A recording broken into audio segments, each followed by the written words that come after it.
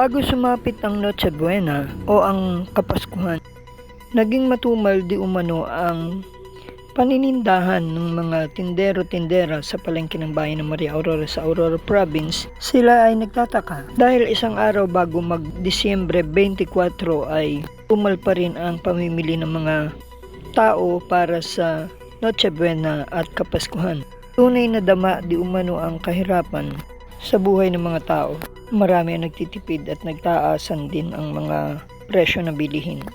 O maaaring sa pagdating ng ika-24 ay magdagsaan na nga ang mamimili. Ngunit inilalatag at inaayos pa rin nila ang kanilang mga paninda upang sa pagdating ng mga tao ay maayos silang makapamimili. Nung dumating nga ang ika-24 o bisperas, dumating ng mga mamimili, hindi man ganon karami nung una. Mula umaga, tanghali hanggang gabi ay dumating at nagdadagsaan at humahabol ang ilan pang mga mamimili sa nasabing palengke upang bumili ng kanilang mga ihahandang mga pagkain, grocery para sa Noche Buena. Mga gulay, prutas, karne, panghalo sa mga lulutuin, salad, spaghetti, mga ulam at iba pa. Ganon din ang mga lechon o liempo at inihaw ng manok ay mabili at pinipilahan pa nga. Ang gabi, maaga pa yung nagsara na ang Pure Gold, ang isang supermarket na nasa harap ng palengke. Diretsong nakabukas sa mga tindahan bago mag Noche Buena o alas 12 ng madaling araw upang pagsilbihan ang mga hahabol pa ng mga mamimili para sa kanilang Noche Buena o Kapaskuhan kinabukasan ng Disyembre 25.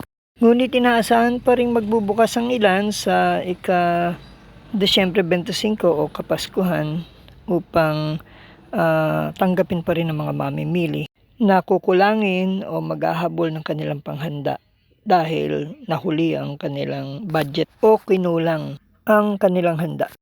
Malibang sa loob ng palengke, sa likod ng palengke, nagkaroon na rin sa gilid ng palengke ng mga squatter vendors or bagong mga tindahan ng mga prutas at gulay upang salubungin ang mga paparating na mga mamimili sa JP Rizal Street at maging mga department store ng mga damit, tsinelas o mga pangregalo ay nakabukas pa rin ng gabi.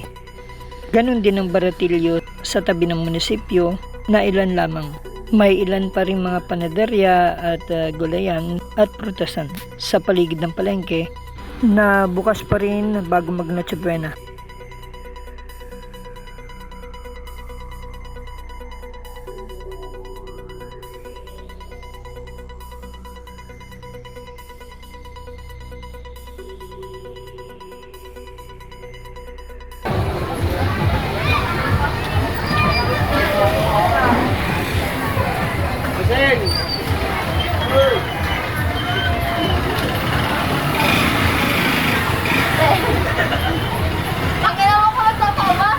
Para sa NSK News ng NSK TV Channel, Narciso Co reporting.